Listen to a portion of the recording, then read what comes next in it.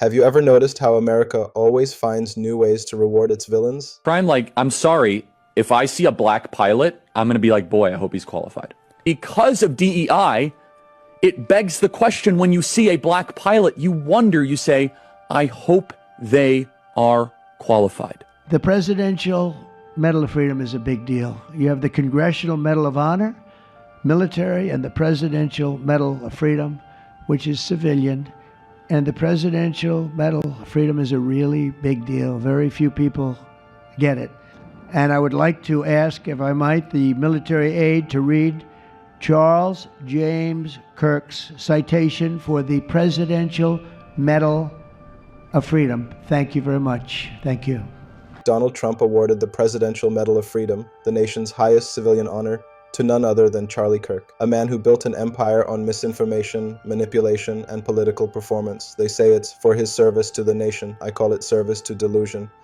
So we hold his memory in our hearts forever. Every single day of this administration, we will continue to carry out the mission for which he lived, and he really did. He lived for this country. He lived for his wife and his family, but he lived for this country too. Charles James Kirk was a visionary and one of the greatest figures of his generation. He was truly an amazing figure. And I think his end vision in many years from now would have been just a fraction of what it turned out to be in a couple of weeks, right? It's amazing.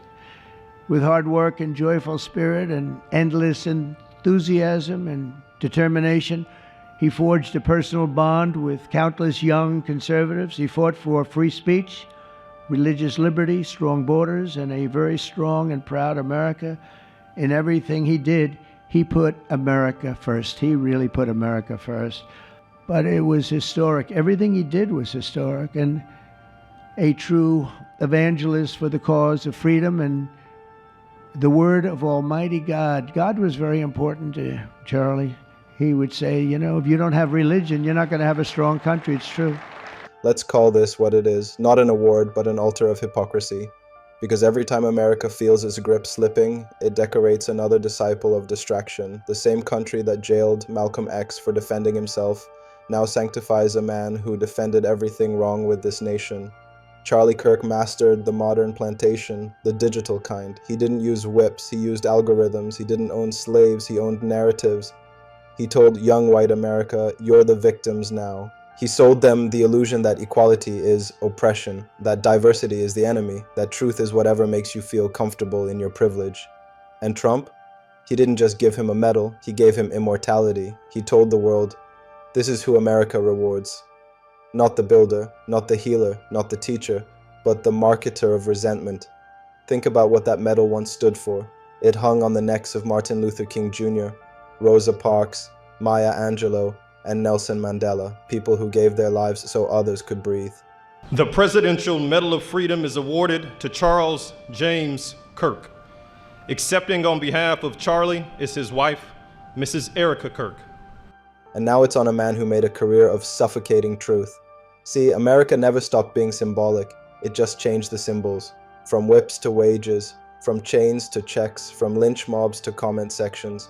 And today, the Medal of Freedom has become the country's most expensive participation trophy, bought with political loyalty and propaganda. You know what's wild? If Malcolm X or Fred Hampton were alive today, they'd be called extremists. But Charlie Kirk, a man who fed America lies, gets called patriot. That's how twisted this reality has become. I live like a capitalist every single day, Shank. I live as a capitalist, okay? I live what I believe.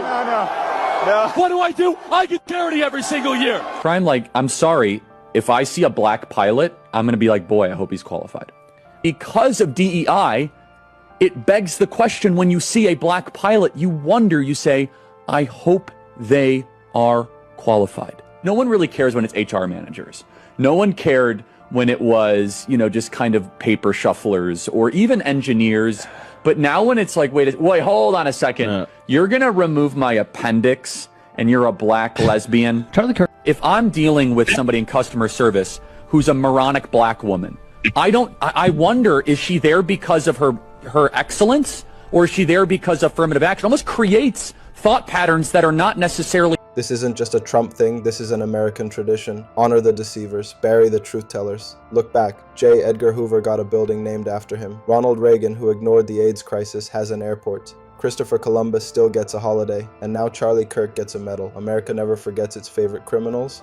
It memorializes them. Every medal has a message. This one says, if you lie loud enough, we'll make you a legend. It says, if you protect whiteness, you'll never die. It says, we'd rather honor illusion than confront truth. And while they celebrate his freedom, millions of us are still chained by the consequences of those lies, redlined, underpaid, over-policed, and digitally silenced.